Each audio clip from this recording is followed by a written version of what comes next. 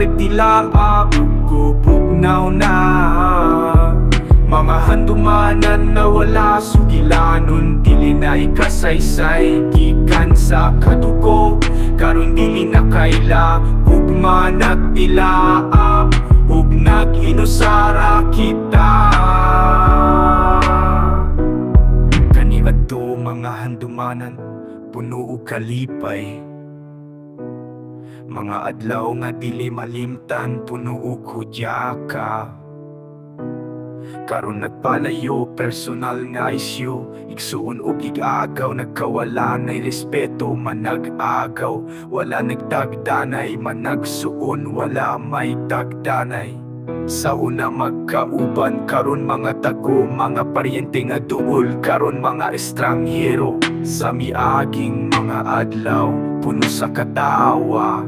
Karon ang tanan wala na, nagkaguliyang na. Ang personal nga isyu nagpalayo sa tanan, gikan sa malipayong panahon, karon wala na'y tanan. Gugma nagdilaap, kupugnaw na.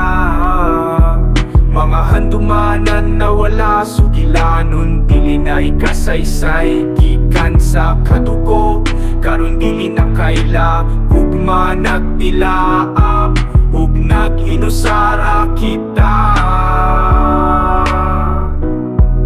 Relasyon nga gikawat, gibugat sa kalagot. Mga butang nga dili na mabalik, puno sa pagmahay. Mga igsoon nga malayo, murag mga kaila. Ang atong mga damgo na bungkag sa kahingawa. Manag-agaw, wala na'y pakima, nagsuon, nag-inusara. Ug way kaila, ang kasing-kasing nagubatan ng handuman na nagkawala. Gikan sa usa ka pamilya, karon mga estranghero. Mga paryente nga kaniadto duol kaayo, karon nagkaila na lang, murag dili na magila. Ang igsuon ug igagaw, dili na magtagad. Kasing-kasing naguba, mga relasyon na papas.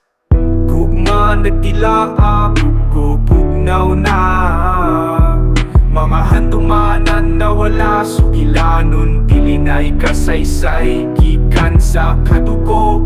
Karon dili na kaila, ugma nagdilaap, ug nag-inusara kita. Sa unang malipayong mga handumanan, hangtod sa anino ug abog, sa katapusan kalayo ang atong patulngan. Gugma nagdilaap, hayag kaayo, samtang ang pamilya na wala sa kangitngit. Sa unang malipayong mga handumanan, hangtod sa anino ug abog, sa katapusan kalayo ang atong padulngan. Gugma nagdilaap, hayag kaayo, samtang ang pamilya na wala sa kangitngit.